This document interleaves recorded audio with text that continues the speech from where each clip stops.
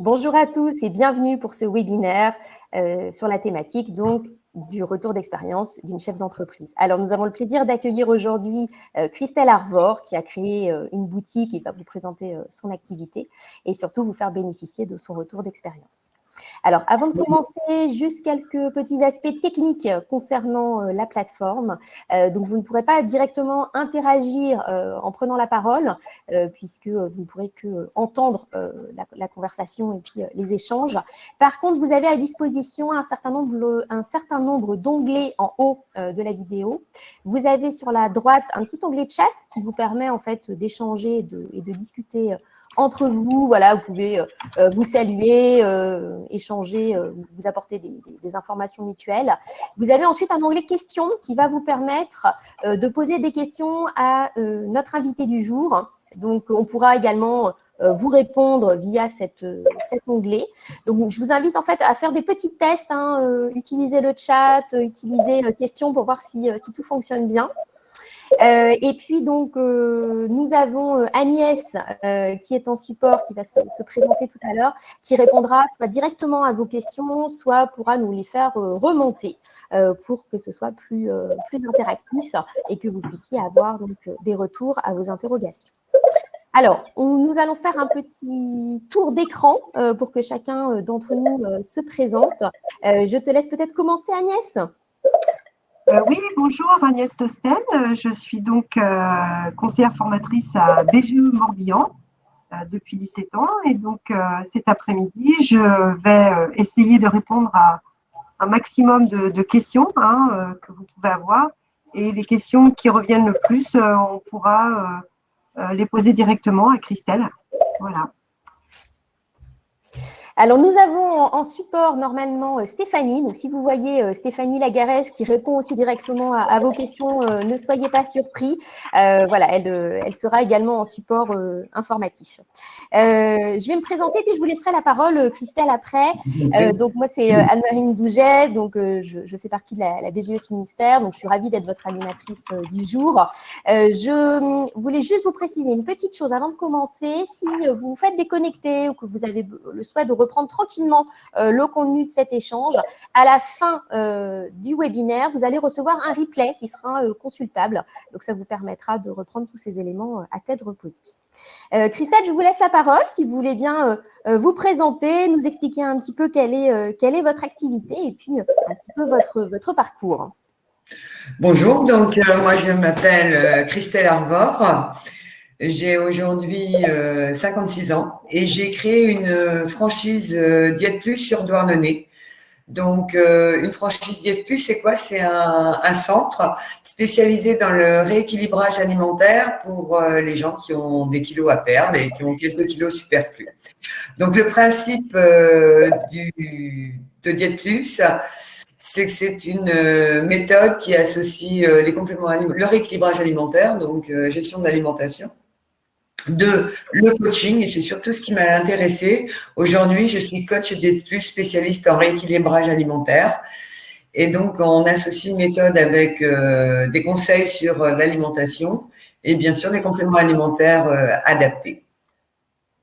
Et dans mon centre et dans la boutique, le coaching est gratuit et seuls les compléments alimentaires sont à la charge des gens qui souhaitent perdre du poids. Voilà en gros l'activité. Donc, je suis commerçant indépendant et franchisé. D'accord. Alors, vous avez un parcours professionnel précédent, excusez-moi, et donc là, votre création d'entreprise a été vraiment dans le cadre d'une reconversion professionnelle. Est-ce que vous pouvez nous en parler un petit peu? C'est-à-dire, qu'est-ce qui a été enclencheur de cette reconversion et qu'est-ce qui a été déclic pour vous sur le fait de créer votre activité indépendante? Tout d'abord, j'ai travaillé pendant 30 ans dans l'industrie pharmaceutique.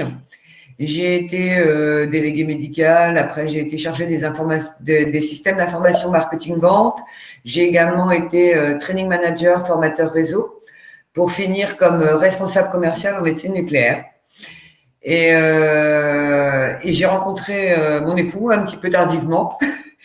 Et du coup, je me suis retrouvée en reconversion professionnelle puisque je changeais de région. Je revenais habiter la ville de Douarnenez. Et là, dans un premier temps, j'ai recherché du travail dans l'industrie pharmaceutique, ce qui n'a rien donné puisque je ne trouvais rien d'intéressant. Et puis, mon âge fait qu'il ne voulait plus vraiment de moi dans l'industrie pharmaceutique. Donc, je cherchais quelque chose à faire. Et puis, en arrêtant de fumer, j'ai pris quelques kilos et j'avais une amie qui avait créé une franchise Diète Plus sur Rochefort. Donc, je l'ai appelée pour travailler avec elle.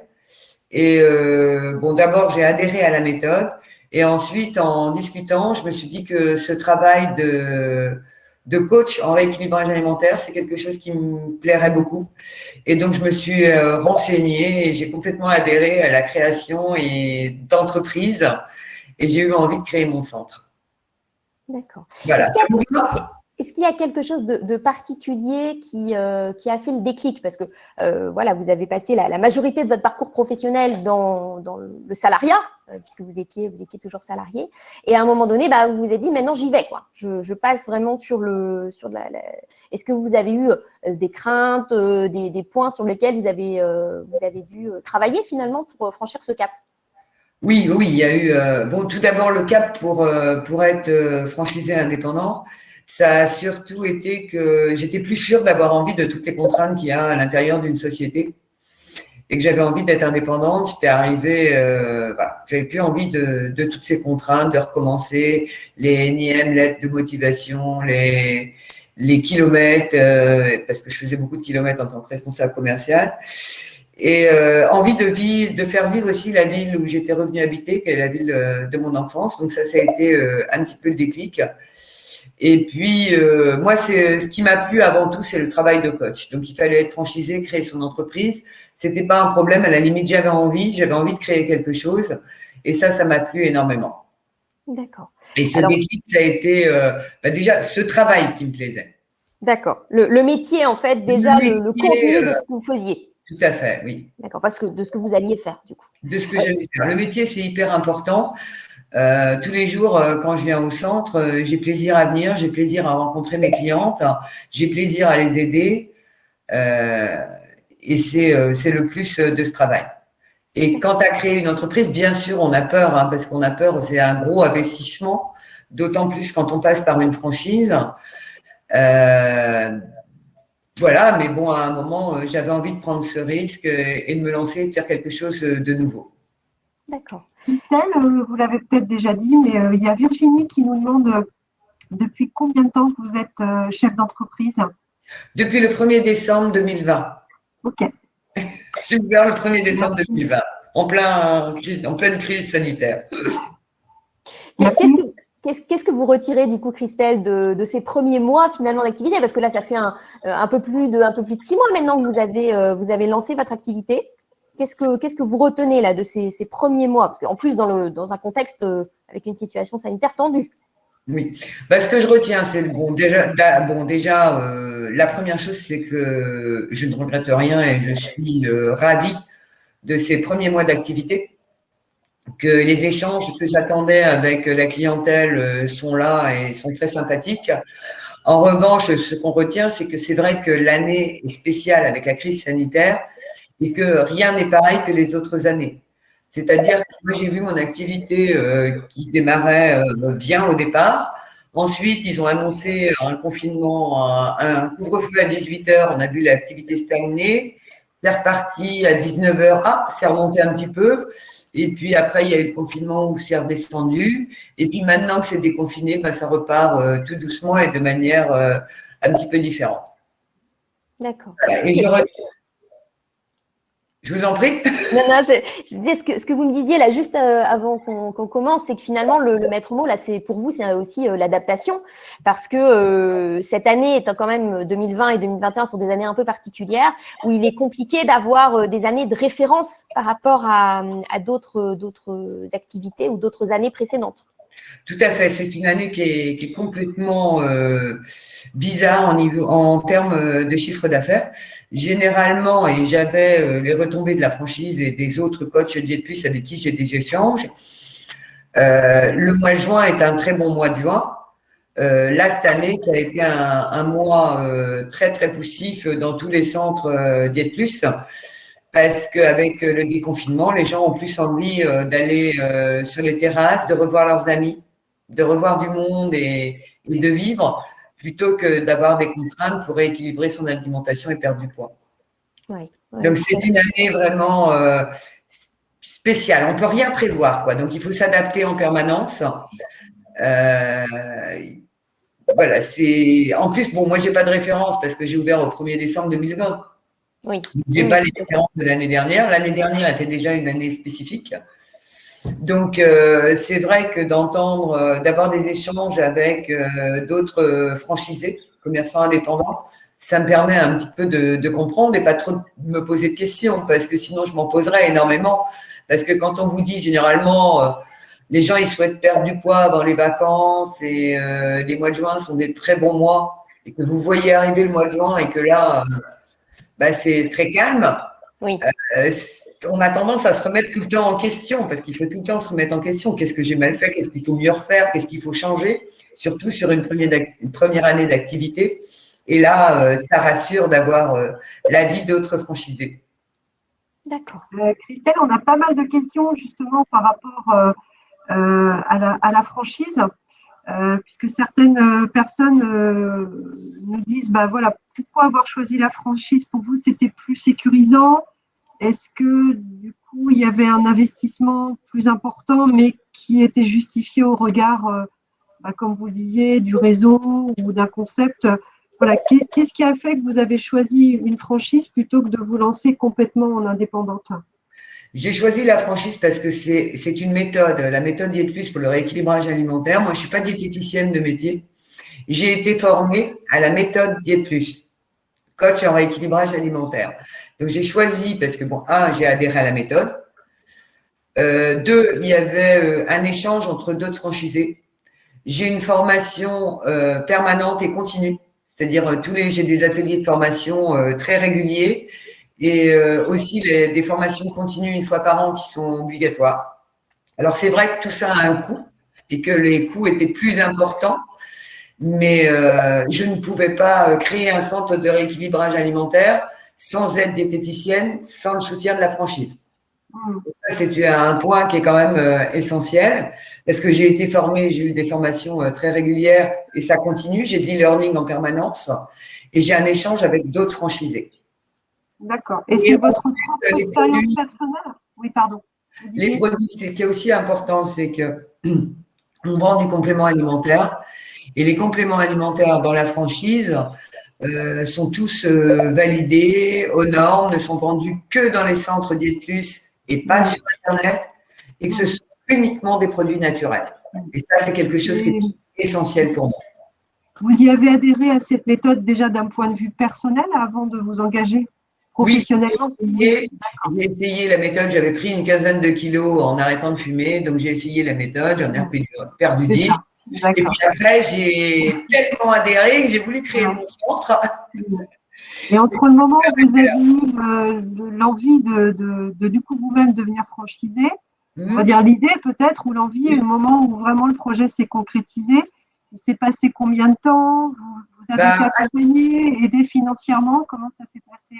Alors, au niveau du temps, ça s'est passé assez rapidement puisque moi, j'ai commencé mon rééquilibrage alimentaire avec ma coach à distance qui était une amie à Rochefort. J'ai commencé au mois de mai et dès le mois de juin, je commençais à me dire que OK, c'était bon, c'est ça que je voulais faire.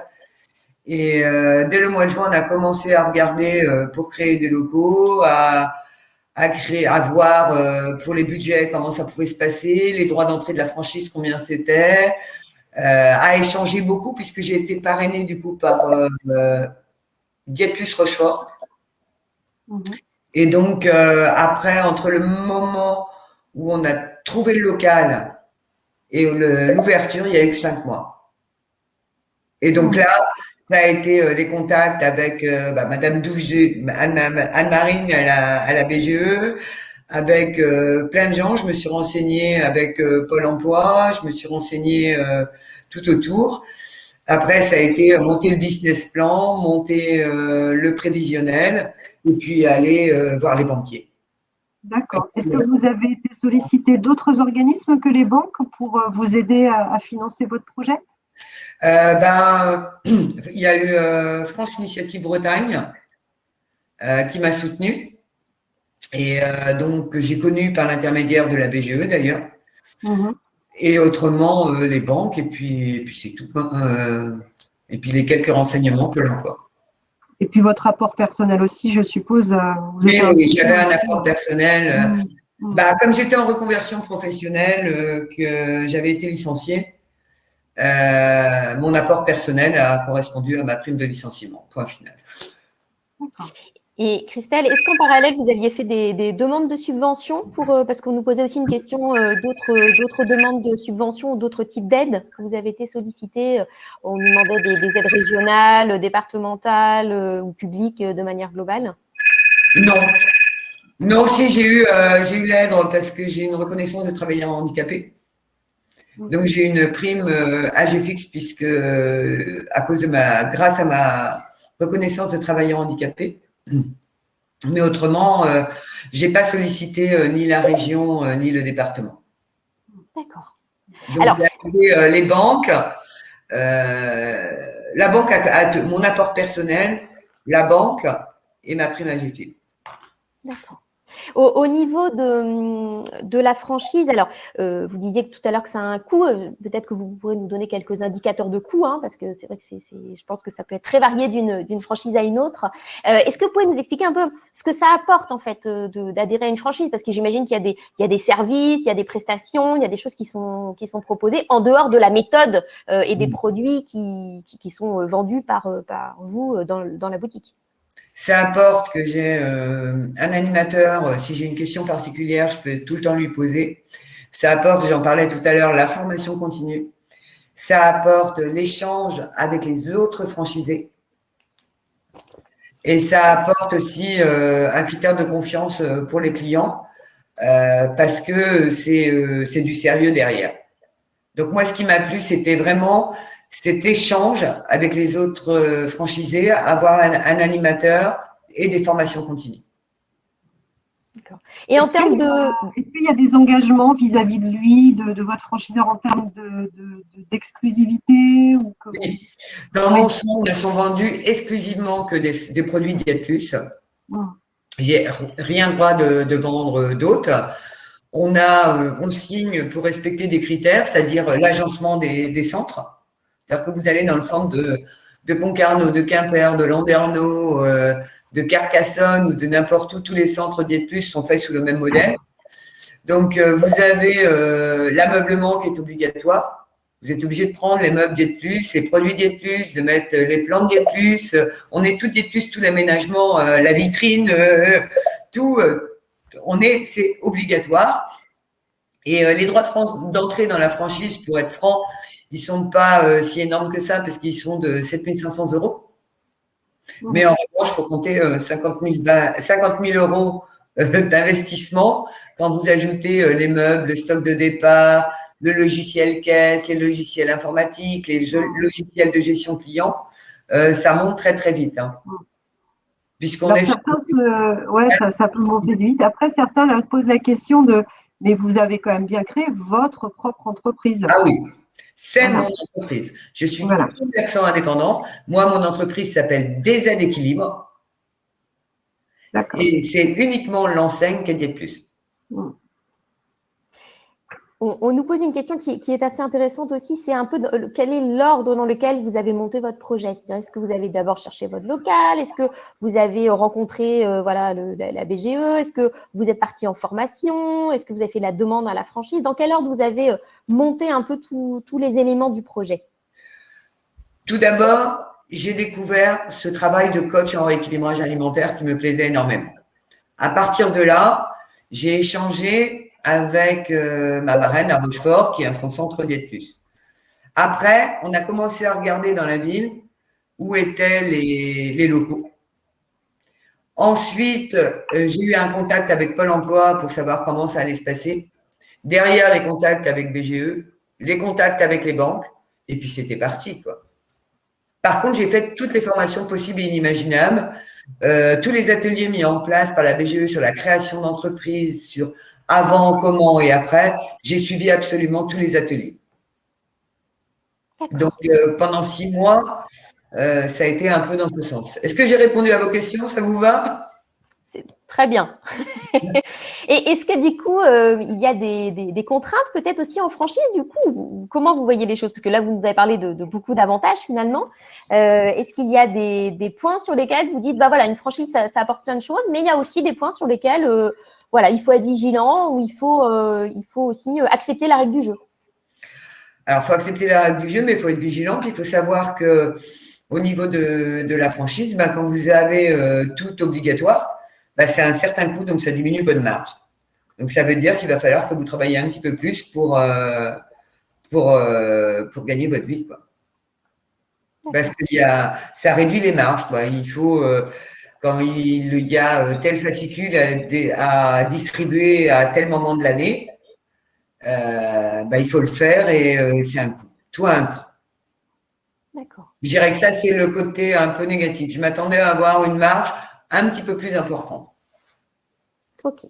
Alors, vous avez créé en pleine situation sanitaire tendue, vous avez connu du coup le 3e confinement, vous l'expliquiez tout à l'heure qu'il y a eu des différents éléments aussi avec le couvre-feu à 18h, à 19h, enfin tout ça, ça impacte une activité.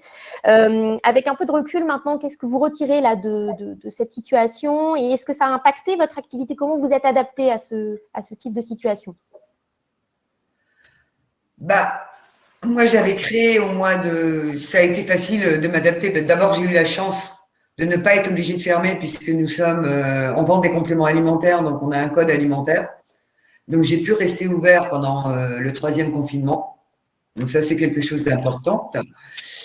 Et puis après, j'ai eu la chance de bien démarrer en décembre et janvier, ce qui m'a permis d'avoir suffisamment de clients en suivi pour pas toucher à ma trésorerie de départ. Donc, j'ai plus attendu le client et fait quelques campagnes Facebook. C'est-à-dire que j'ai beaucoup travaillé sur la communication avec des campagnes Facebook pour faire venir les clients. Parce que la communication a été de base et de lancement de la société a été très perturbée avec le Covid. Par exemple, déposer un flyer chez un commerçant pour qu'il le remette à ses clients, c'est pas possible aujourd'hui. Parce qu'on n'a pas le droit de donner des flyers de la main à la main avec le Covid. Donc, il a fallu revoir toute la communication qui était prévue au départ sur le lancement de la société. Parce que aujourd'hui, c'est quelque chose qui n'était pas du tout connu dans ma ville, à Douarnenez. Et donc, il fallait expliquer ce que c'est un centre de rééquilibrage alimentaire des plus, expliquer aux gens les plus et moins, et que les gens comprennent et viennent. Et ça, c'était très compliqué. Il a fallu que je me mette vraiment à la communication Internet et Facebook. Et c'est quelque chose que vous maîtrisiez, ce type de communication avant, ou vous êtes monté en compétence sur ces domaines-là? Je suis montée en compétence et là aussi, j'ai été un petit peu aidée avec la franchise et puis mes neveux et nièces qui étaient beaucoup plus doués et plus jeunes que moi et beaucoup plus doués dans les réseaux sociaux. D'accord. Alors, j'ai un neveu qui est en master stratégique marketing qui m'a un petit peu aidé sur la communication Facebook. D'accord. Donc finalement, il faut faire attention avec la communication Facebook.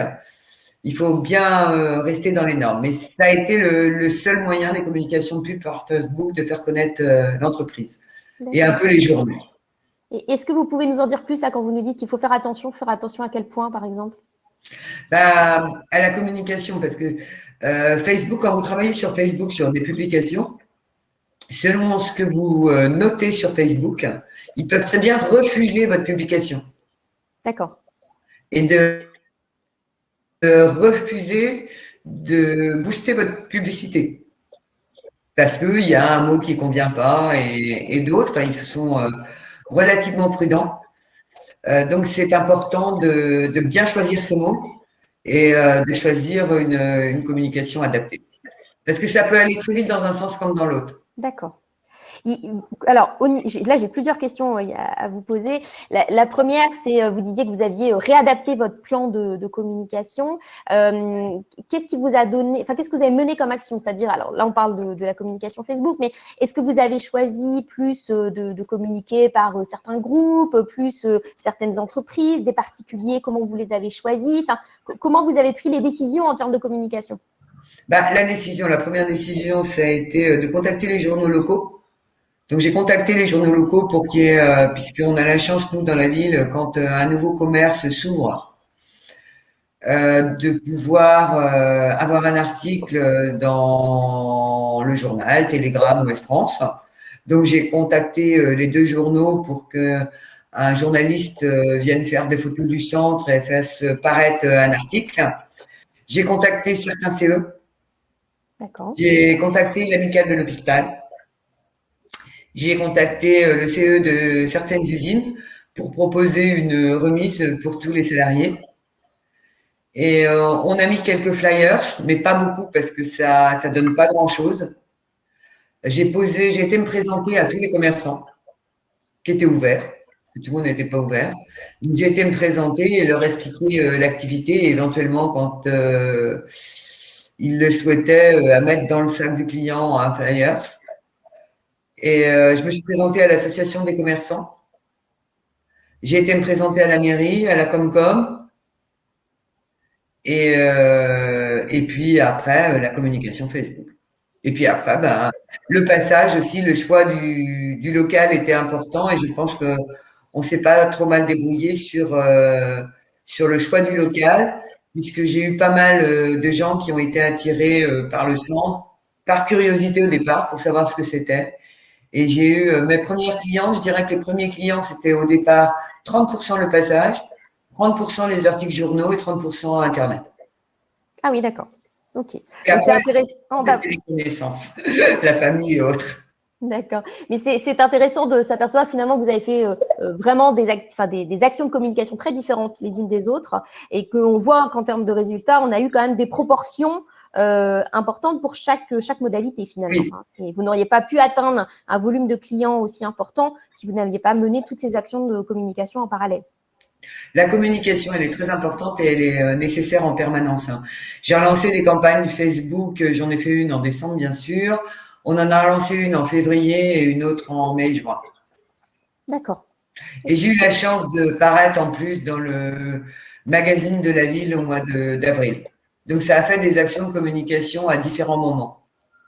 Parce qu'en fait, les clients, ils arrivent, mais ils repartent. Parce qu'heureusement, moi aussi, ils rentrent, mais ils sortent, ils n'auraient pas leur objectif de perdre de poids, ce qui est bien. C'est une bonne chose, oui. Donc, il en faut toujours d'autres. Et en plus, il y a un système, on a mis en place un système de parrainage. C'est-à-dire que les gens, s'ils parrainent 1 ou 2 personnes, ils ont 10 € par parrainage. Et au bout de 5 parrainages, ils ont 50 € supplémentaires. Donc, ça peut leur faire des remises importantes. Et c'est vrai que là, maintenant, je vois au mois de juin, il y a 60% des nouveaux clients, c'est du parrainage. D'accord. Parce que maintenant, le travail commence à marcher. Comme les gens ont perdu du poids, ça se voit. Donc, ils sont contents quand on leur dit « Ah, tu as perdu du poids » et ils en parlent. Et puis, du coup, ils en parlent plus et ça me fait pas mal de parrainage. Christelle, on a des questions sur plus votre quotidien par rapport à tout ce que vous devez mener de front dans une entreprise au quotidien, la vôtre. Qu'est-ce qui vous a paru plus difficile au début ou plus difficile aujourd'hui? Est-ce que c'est la gestion, par exemple la gestion des stocks, ou la communication, voilà. Quelles sont aujourd'hui les difficultés que vous avez dû, justement, là où vous avez dû peut-être vous former? Il y a des choses, même encore aujourd'hui, qui vous paraissent difficiles, que vous n'aviez pas envisagées ou imaginées comme ça? La gestion des stocks est plus dure que je ne croyais. Ah oui. Étant donné que c'est instable et que ce n'est pas une année normale, c'est pas si simple que ça, la gestion des stocks. Il faut bien anticiper. La comptabilité, tout ce qui est gestion, comptabilité et tenir l'entreprise, parce qu'il faut être vraiment vigilant au niveau gestion. Moi, j'avais jamais utilisé une caisse enregistreuse. Ça paraît tout simple d'appuyer sur la caisse comme quand on est gamin, mais c'est pas si simple. Quoi sortir tous les mois pour la comptable, bien gérer tout ce qui est TVA, bien gérer tout ce qui est frais, gestion d'entreprise, charges fixes pour atteindre son point zéro, tout ce qui est gestion et comptabilité. J'ai encore des progrès à faire et c'est super important. Et gestion des stocks. Ouais, je crois que c'est un petit peu. Et après, la communication Facebook où il a vraiment fallu que je m'y mette. Et vous prenez appui auprès de vos pairs, c'est-à-dire d'autres franchisés, ou c'est la franchise qui aussi peut vous accompagner, ou d'autres structures Pas pour ça. Pour ça, il faut vraiment, pour la gestion du stock, eux, plus on commande, plus ils sont contents. Donc, il faut prendre aussi un petit peu de recul par rapport à la franchise. Hein. Je les adore, mais il faut quand même faire attention. Donc, gestion des stocks, j'en ai un petit peu parlé avec ma marraine, mais très peu. Et après, j'ai vu. Parce qu'au bout d'un moment, dans le principe, il faut avoir tous les produits, mais je me rends compte que certains se vendent plus que d'autres, notamment dans des gammes de confort. Donc, moi, je sais qu'ici, par exemple, je ne vendrai jamais leur poisson à l'oseille, donc j'en ai pu racheter. Donc, vous voyez, il faut bien gérer son stock et faire en fonction aussi de sa clientèle. Et puis, ce qui m'a beaucoup… et puis, bon, au niveau de la comptabilité, là, ils ne vous aident pas. Eux, on a le logiciel de caisse qui est obligatoire. Et puis après, c'est à nous de nous débrouiller. On est franchisé indépendant. Et vous avez été chercher des appuis un petit peu pour vous aider quand même au début sur la partie, peut-être pas comptabilité pure, qui est peut-être relayée à votre cabinet comptable, mais au quotidien, vos indicateurs, vous avez pris appui quand même peut-être sur une structure comme BGE ou autre pour ça?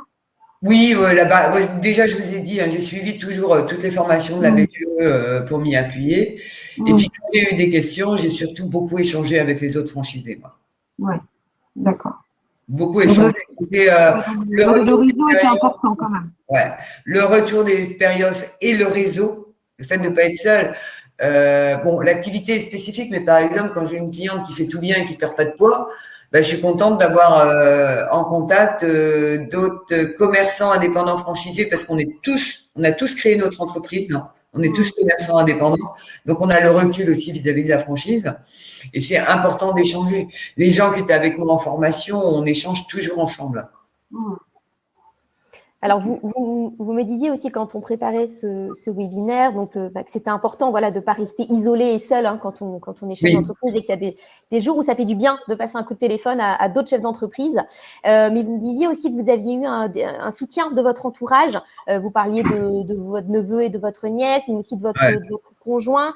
Qu'est-ce que ça vous a apporté d'avoir aussi un soutien en dehors de votre réseau purement professionnel ? C'est très, très, très important. Le fait que l'entourage, ça a été un projet commun parce que quand on crée une entreprise, on sait que ça va être de 10 heures par jour. Moi, je suis au centre en général de 8h, 8h30 le matin jusqu'à 18h30, 19h. Et ceci 5 jours et demi, 6 jours sur 7. Pas le samedi après-midi, mais 5 jours et demi sur 7. Donc, c'est un investissement, c'est du temps. C'est des moments de stress parce que les jours ou les semaines où vous n'avez pas un nouveau client, vous vous inquiétez. Donc, quand vous rentrez à la maison, c'est important d'être soutenu et c'est important que ce soit un projet commun. Donc, ce soutien de proches et d'aide et que ce soit un projet qui soit parfaitement accepté par l'entourage, c'est essentiel. C'est important d'être aidé en rentrant à la maison, que quelqu'un vous dise non, c'est pas la peine de s'inquiéter, ça va aller.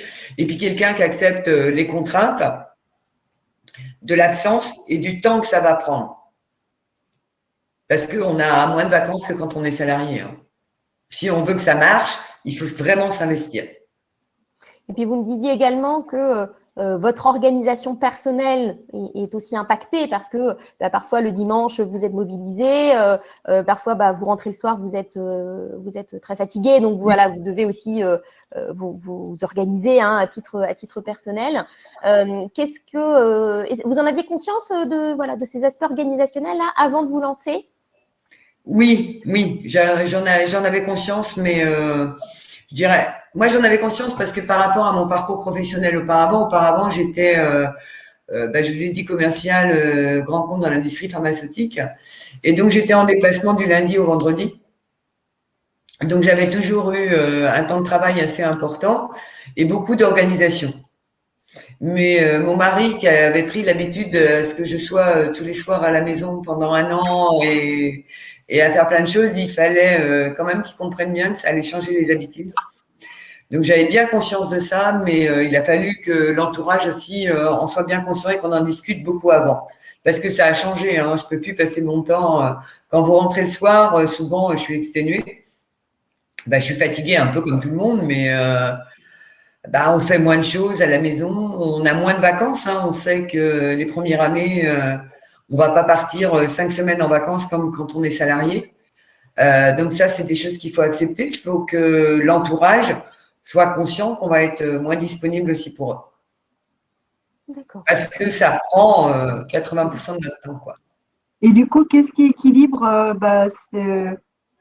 cet engagement que vous avez pris? Alors, peut-être pas le mot sacrifice, c'est peut-être un petit peu fort, mais aujourd'hui, vous équilibrez par votre épanouissement, le fait que vous soyez fier de ce que vous avez fait.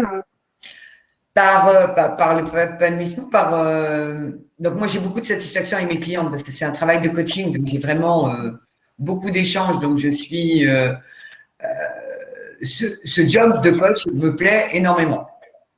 Donc déjà là je suis épanouie par rapport à ce job de coach, et puis le fait que j'ai impliqué mon mari dès le départ aussi dans la société, parce qu'il m'a aidé à trouver le local, il a fait la peinture, il a été complètement intégrant du projet. Et le fait que quand je rentre chez moi, j'avoue que comme il est complètement intégré au projet, il est présent et il fait le reste, et j'ai pas à m'occuper du quotidien à la maison. Donc on a aussi un épanouissement personnel tous les deux. Ouais, vous n'avez pas dissocié votre projet professionnel de votre projet de vie tout court. Finalement, ça s'imbrique, quoi. Ça fait un Oui, tout. ça s'imbrique. Ça s'imbrique. Ça s'imbrique automatiquement. Et je trouve que c'est important. C'est important parce que, voilà, on échange l'un et l'autre. On a deux travails complètement différents, mais on échange beaucoup, et du coup, pour mon mari, c'est pas forcément des contraintes, c'est normal, et tout se passe beaucoup mieux. D'accord. Alors, et puis c'est pas un sacrifice, quoi. On sait très bien que quand on monte une entreprise, il va falloir du temps, quoi. Puis je peux pas parler de sacrifice, non. C'est pour ça que j'ai dit que c'était un mot peut-être pas adapté, mais un engagement que vous avez pris. Ouais, c'est un engagement. Ouais. C'est agréable de voir que ça marche et puis qu'on réussit quelque chose, quoi. On monte, on fait ce qu'on aime. C'est surtout ça qui est important. Je n'aurais jamais eu la possibilité, si je n'avais pas créé mon entreprise, de faire ce que j'aimais. Et on sent votre enthousiasme et le fait que vous aimez ce que vous faites. Et ça, je pense que c'est vraiment votre motivation aujourd'hui pour accompagner vos clientes et vos clients au quotidien. Et puis continuer, oui. Avec un peu de recul là sur vos premiers mois, est-ce qu'il y a des choses justement où vous dites finalement, voilà, ce que j'ai fait en amont, ce que j'ai préparé quand j'ai lancé mon activité, est-ce que c'est vraiment des points qui m'ont aidé particulièrement et qui vous aident encore aujourd'hui dans votre entreprise tous les jours?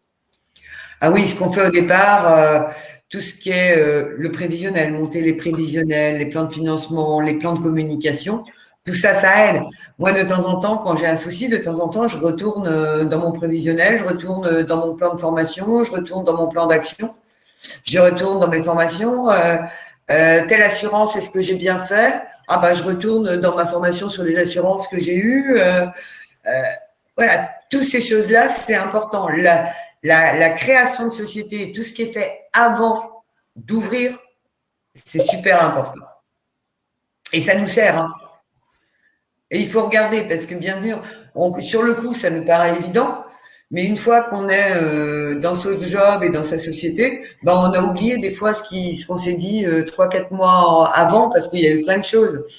Donc c'est important de retourner dans ses formations, de retourner dans ses cours dès qu'on a un petit moment. Et ça sert. Et le prévisionnel, pour moi, ce qui est important, c'est d'avoir un bon business plan. Alors, j'ai une petite question parce que j'ai vu une question passer. Quand vous avez dû justement choisir une assurance, choisir un cabinet comptable, choisir une banque avec laquelle travailler, qu'est-ce qui a été le déclencheur pour travailler avec une structure plus qu'avec une autre? Bon, les banques, ça a été le coût. Le coût, mais pas uniquement. Aussi l'échange que j'ai eu avec le banquier. Parce que avoir une banque et un partenaire financier qui vous soutient et qui adhère complètement à votre projet, ça c'est important. Donc il y a eu ça. Après, ça a été les différents devis, les assurances. Et puis de sentir que j'allais travailler avec des gens qui allaient être mes partenaires et pas uniquement mon fournisseur. D'accord. La banque aujourd'hui, c'est bon, j'ai pas eu trop besoin de les solliciter depuis heureusement depuis que je suis installée, mais ça a été avant tout un directeur d'agence qui a complètement adhéré au projet, qui trouvait ça très bien dans la ville. D'accord. Il n'a pas vu le projet uniquement comme un point de vue comptable. Il l'a vu aussi, voilà, il était content de voir une franchise de plus se créer dans sa ville. Il s'est un peu renseigné sur ce que c'était et autres. Et ça, c'était intéressant. Au niveau des assurances, j'ai comparé. J'ai comparé. Alors ça prend énormément de temps. C'est d'aller faire des devis dans plusieurs assurances, aller faire des devis dans plusieurs banques parce que on en fait 3 ou 4. Voilà, il faut comparer. Pour tout, il faut comparer. Quand vous avez des travaux à faire pour un local, il faut comparer les devis de plusieurs artisans. Une chose qui est très importante aussi, c'est qu'aujourd'hui, quand on a un local commercial comme moi je peux avoir, il y a les normes handicapées. Donc, il faut faire attention à tout ça parce que ça prend énormément de temps de passer en commission et autres avant de pouvoir ouvrir son centre. Alors, expliquez-nous d'ailleurs. Pour les normes handicapées, je suis passée par un spécialiste parce que quand on a vu le dossier à remplir en 4 exemplaires, on ne comprenait rien. Donc, on est passé par un spécialiste pour que nos dossiers ne soient pas refoulés parce que sinon, le dossier, s'il est refoulé, il vous le renvoie un mois après, et puis vous avez encore un mois pour qu'il passe et ça peut retarder une ouverture de plusieurs mois. D'accord. Oui, donc vous êtes passé par un professionnel qui avait quel type de fonction? C'est un maître d'œuvre. D'accord. Spécialisé en architecte d'intérieur et il a fait beaucoup de magasins et autres. Et donc, on est passé par ce maître d'œuvre qui gérait toutes les demandes parce que je ne savais pas remplir, parce qu'on ne sait pas tout faire.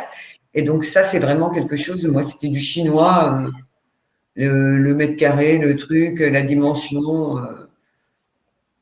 Alors, ce qui est intéressant dans ce que vous dites, c'est que finalement, vous vous êtes quand même appuyé sur un certain nombre de personnes, autant pour monter finalement votre prévisionnel que pour bénéficier des retours d'expérience aussi de d'autres franchisés. Voilà, quand on maîtrise pas un domaine, se retourner finalement vers des spécialistes aussi du domaine. Est-ce qu'au niveau de ces interlocuteurs, vous avez utilisé votre propre réseau pour identifier un certain nombre? Oui. Ça a été notre propre réseau, nos connaissances. Bon, Douarnenez n'est pas une très grande ville. Le maître d'œuvre, il nous avait fait des travaux à la maison, donc on l'a repris pour le magasin. On a utilisé des gens qu'on connaissait quand on était sur de l'artisan pour les travaux. Voilà. Après, au niveau des banquiers, dans un premier temps, j'ai été voir nos banques, enfin la banque de mon mari et la mienne. Et puis après une autre. Moi, j'ai une sœur qui est aussi chef d'entreprise. Donc, j'ai vu avec elle quelle était sa banque. On a parlé des sociétés comptables. Après, il y a eu les échanges avec la BGE, avec France Initiative Bretagne. C'est super important de bien écouter autour. Et justement, il y a des questions par rapport à ça. Déjà, la première, c'était donc votre fameux business plan. Maintenant, vous en parlez parce que vous le maîtrisez, mais à l'époque, quand vous parlez d'un business plan, est-ce qu'aujourd'hui, au début, vous vouliez le faire toute seule avec des outils qu'on peut trouver en ligne, ou ça a été naturel de se tourner vers des organismes plus habilités à vous aider justement à faire ce business plan? Oh, ça a été plus me tourner vers des organismes qui étaient habilités. Ouais. Hein. Et la BGE m'a beaucoup aidé pour faire le business plan. Hein. Oui, d'accord. Parce On qu'il a y avait une personne qui citait BPI France Création. BPI France Création sont des outils en ligne, mais il n'y a pas de conseil derrière. Hein. On est tout seul quand même devant. Tout à fait. Moi, j'ai travaillé beaucoup avec la BGE pour mon business plan. Et il y avait pas mal de questions aussi sur, justement, il a fallu que je trouve une banque, un comptable. Par rapport à la banque, par exemple, est-ce que vous n'aviez pas pensé, du fait aussi de votre reconnaissance de travailleur en situation de handicap, on peut se poser la question, est-ce que c'est compliqué de trouver un prêt? Vous n'aviez pas pensé à prendre un courtier? C'est vous-même qui avez souhaité faire ces démarches-là d'aller voir chaque banquier pour avoir un ressenti, hein? C'était volontaire de votre part? Oui, c'était volontaire et puis c'est aussi le coût, hein, parce que la franchise m'a proposé un courtier, mais bon, 2500 € le courtier, quand vous êtes en train de regarder ligne par ligne, bon, j'avoue que ça, pour moi, c'était naturel, parce que j'ai été commercial pendant 30 ans. Pas oublier que j'ai travaillé dans le commercial. Donc moi, aller solliciter des fois un banquier, défendre mon dossier, c'était tout à fait, c'est quelque chose qui était naturel. Ça ne me dérangeait absolument pas. Il y a peut-être d'autres gens où ça peut plus gêner, qui auront besoin de plus d'aide pour aller voir le banquier. Moi, aller solliciter un banquier et demander des fonds et tout ça, c'était quelque chose de naturel chez moi. C'est pas ce qui m'a pesé le plus. Il fallait le faire, mais je savais que j'avais des arguments. Oui. Et puis pas gêné en termes de communication par rapport à ça. Alors, on a une question aussi intéressante. C'est vrai que là, ça fait à peu près 7 mois maintenant que vous avez lancé votre activité. Est-ce que vous arrivez aujourd'hui à vous retirer un revenu? Comment se situe un peu financièrement votre entreprise? Parce que on peut se poser la question, voilà, d'un lancement d'activité en 2020, contexte sanitaire tendu, adaptation permanente en fonction du contexte global. Comment vous vous situez un peu en termes de revenus aujourd'hui et en termes financiers pour votre entreprise? Est-ce que vous avez atteint vos objectifs, par exemple, déjà du prévisionnel? Oui, les objectifs du prévisionnel sont atteints et même dépassés. Je suis très contente. Donc, on a atteint le point zéro dès le premier mois d'activité. Donc, j'ai gardé ma trésorerie de départ. Dans mon prévisionnel, il était convenu que je ne me versais pas de salaire la première année. C'était comme ça dans le prévisionnel. Et là, j'ai rendez-vous dès le mois de juillet avec la comptable parce que je pense que dès le mois de septembre de cette année, je vais probablement pouvoir me verser un salaire, au moins un SMIC cette année, et plus, j'espère, l'année prochaine. Donc, vous aviez peut-être une aide de Pôle emploi, du coup, pour compenser le fait que vous ne versiez pas une rémunération? Oui, mon chômage continuait. D'accord. J'ai créé mon entreprise en ayant plus d'1 an de droit au chômage derrière. Donc, j'ai choisi de continuer à percevoir mes ARE et j'ai pas pris le capital, j'ai perçu mes ARE. Donc, sur ces 6 premiers mois de l'année, je percevais mes ARE et donc dans mon prévisionnel, c'était prévu et du coup, je ne me tire pas de salaire pour l'instant. Je pense que après un premier bilan fait avec la comptable à mi-année, on va pouvoir l'envisager. Mais dans un premier temps, il fallait attendre. C'était l'objectif dans le prévisionnel. D'accord. L'objectif, là, c'était vraiment finalement de renforcer votre trésorerie sur ces premiers mois d'activité. Oui. Et là, c'est vous, alors vous allez faire un bilan intermédiaire là avec votre comptable, un bilan de situation. C'est vous qui avez sollicité cette rencontre avec votre comptable en septembre. Comment ça se passe dans la relation en termes de gestion au quotidien avec votre cabinet comptable? Là, je vais voir avec eux et je ferai un point justement au mois de juillet parce que c'est moi qui l'ai sollicité parce que sinon, à part leur donner mes factures tous les mois, ils font ma déclaration de TVA et c'est tout. Il faut vraiment les solliciter. Sinon, en plus, bon, faut savoir que les cabinets de comptables ont été un peu débordés avec tout ce qui s'est passé avec la crise sanitaire, qui manque de personnel un petit peu de partout et que si on les sollicite pas, on n'a rien. Enfin là, si je les avais pas appelés pour faire un bilan à mi-année et demander des renseignements, j'avais pas de nouvelles.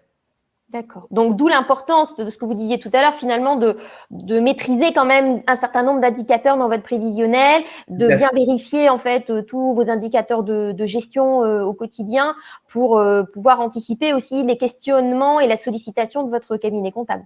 La gestion de la société, c'est minimum 1 heure par jour, hein, entre le point, le soir, vérifier ses stocks, vérifier sa comptabilité, vérifier les comptes bancaires, vérifier que tout est bien rentré. C'est un minimum d'1 heure par jour. Hein. D'accord. Et visiblement aussi avec des sollicitations en parallèle de votre cabinet quand vous en avez besoin sur certaines thématiques. Ah bah là, je les ai appelés parce que sinon, je n'avais pas de nouvelles. Bon, après, je suis pas forcément contente d'eux, donc c'est autre chose. Je trouve que justement, leur rôle, c'est peut-être aussi de conseiller les chefs d'entreprise au-delà de faire que de la comptabilité. Et si je les sollicite pas, moi, j'ai pas de nouvelles. D'accord. Et vous envisagez du coup de changer de cabinet? Comment vous voyez votre relation? Oui. Je vais faire un point avec eux à mi-année, je vais voir ce que ça va donner. D'accord. Et si jamais je ne suis pas satisfaite, bon là, j'avais signé pour 1 an. Si jamais je ne suis pas satisfaite, j'envisage éventuellement de changer de cabinet comptable. Parce que j'attends quand même qu'ils soient là pour me conseiller. D'accord. Oui, et puis c'est ça. Il y avait quand même une erreur sur ma caisse enregistreuse quand elle est arrivée, puisque j'avais une TVA à 6 et 21% au lieu de 5 et 20. Et ma comptable n'a pas vu. C'est quand même… D'accord. Oui, donc c'est important quand même de bien surveiller un certain nombre d'éléments. Il faut quand même être vigilant. C'est pas parce qu'on a des sociétés comptables, parce qu'on a des gens qui font les choses à notre place qu'il faut pas vérifier. Il faut toujours tout vérifier. Et de la même manière, les banques, il faut aussi tout vérifier. Quand vous faites, parce que là, moi j'ai un TPE, quand il a fallu aller aussi négocier le coût du TPE, parce que ça se négocie et tout se négocie. Vous négociez le coût du compte bancaire, parce qu'un compte bancaire professionnel, ça coûte de l'argent. Puis vous vous rendez compte au bout d'1 mois et demi, mais tiens, on me met des frais alors qu'on m'avait dit que c'était tant par mois, tout frais compris. Ben, pendant 2-3 mois, vous êtes obligé d'appeler votre banquier en lui disant, là, vous m'avez dit 7 €, c'est pas normal. Alors c'est 7 €, c'est pas cher. Mais 7 € par 7 € par 7 €, ça fait. Donc il faut absolument tout vérifier. D'accord. Ok. Est-ce que… Peut-être trop, mais bon, c'est vrai que je vérifie. Non, mais c'est tout à votre honneur et on voit d'ailleurs que vous gérez votre structure d'une main de fer et c'est bien parce que voilà, comme vous le dites, 7 € plus 7 €, ça peut faire de grosses différences en fin d'année, donc c'est important. Est-ce que vous auriez… alors déjà, Agnès, est-ce que tu as des questions peut-être à faire remonter? Non, on ne t'entend pas, ton micro est désactivé. Pardon. Voilà. Dans le chat, non, il y avait juste des personnes qui disaient que oui, moi aussi j'ai eu des problèmes avec un expert comptable. Bon, ça peut arriver. Hein. Ça peut arriver. Alors, au niveau de, si je remonte un petit peu sur d'autres questions peut-être qui n'ont pas été abordées, oui, il y avait notamment, vous parliez de beaucoup de formations que vous aviez suivies avant, alors en dehors de la franchise, d'autres formations. Est-ce que ça a eu un coût pour vous? Est-ce qu'il a fallu mobiliser vos droits ou est-ce que c'était dans le cadre de dispositifs proposés par des structures? Pôle emploi m'a mis en contact dès le départ avec la BGE et j'ai suivi toutes les formations de la BGE. D'accord, ok. Donc ça n'a pas eu de coût puisque ça a été mis en place par Pôle emploi parce qu'ils m'ont mis je ne sais plus comment s'appelle le programme qui m'a été proposé par Pôle emploi. D'accord. Et là, aujourd'hui, proposé par Pôle emploi, qui m'a mis en contact avec la BGE. Et c'est vrai que j'ai été très satisfaite parce que la BGE m'a formé. Et entre les ateliers et puis les échanges que j'ai eus dans le cadre de ce contact, ça m'a permis bien d'évoluer et de créer plein de choses. Et aujourd'hui, maintenant que vous êtes installé, est-ce que vous savez de quel droit vous disposez si vous voulez aussi vous former? Pour me former, ouais. j'ai pas utilisé mon crédit formation. J'ai toujours ce crédit formation puisque j'ai créé une société, mais j'ai créé une SASU. D'accord. Je suis cadre, dirigeant et salarié de ma société. Donc actuellement, j'ai une fiche de paye à 0, comme je vous le disais. Et j'espère, dès le mois de septembre, avoir une fiche de paye. Donc, en tant que cadre salarié, j'ai les mêmes droits de formation que tous les salariés. Alors, on a Romain qui nous parle du dispositif Actif Créa. Est-ce que c'est un dispositif que vous aviez suivi, hein? Oui. Actif Créa, mais c'était celui de l'année dernière. Voilà. J'ai suivi Pas Actif celui de Créa. cette année. Oui, c'est vrai. Romain nous pose cette question-là. Alors, Romain, le dispositif Actif Créa tel que Christelle l'a fait l'année dernière n'existe plus aujourd'hui. Maintenant, on est sur des dispositifs vraiment plus en lien avec j'ai une idée et j'ai envie d'y réfléchir. Donc, on n'aborde pas les business plans, les prévisionnels, quoi. C'était une autre prestation. Christelle a fait d'autres prestations par notre intermédiaire derrière. C'était voilà, il y a eu d'autres choses. Vous avez fait partie de notre club des créatrices. Vous êtes voilà, vous accompagnez aussi dans le cadre du montage d'un prévisionnel via un accompagnement GFIP. Enfin, voilà, il y avait différents dispositifs dont vous avez pu bénéficier. Oui, j'ai bénéficié de plein de choses. C'est pour ça que je vous dis, j'ai été ravie, quoi. Pour clôturer, parce que je vois que l'heure passe très vite, c'est vrai que c'est toujours très, très intéressant et merci beaucoup Christelle. Est-ce que vous auriez peut-être un conseil principal ou peut-être plusieurs conseils si vous deviez résumer pour toutes les personnes qui ont un souhait aujourd'hui de création d'une activité indépendante, qu'est-ce que vous leur conseilleriez de manière principale? Première chose, c'est que ce soit vraiment une activité qui leur plaise. Il faut que l'activité soit quelque chose qu'on est. Il faut que ce soit vraiment quelque chose qu'on aime parce qu'on sait que ça va être un investissement. Et ensuite, il faut tout vérifier. Il faut vérifier les coûts. Il faut faire au maximum une étude de marché. Bien comprendre l'étude de marché et bien choisir ses partenaires. D'accord. Et y aller. Merci beaucoup Christelle, c'était un échange très très intéressant. Merci Agnès, merci à toutes les personnes qui nous ont écoutés. Vous bénéficierez du coup du replay qui va vous être envoyé directement par mail. Et bonne continuation Christelle et puis à bientôt du coup. Et à bientôt tous, merci. Au revoir. Au revoir à tous. Au revoir.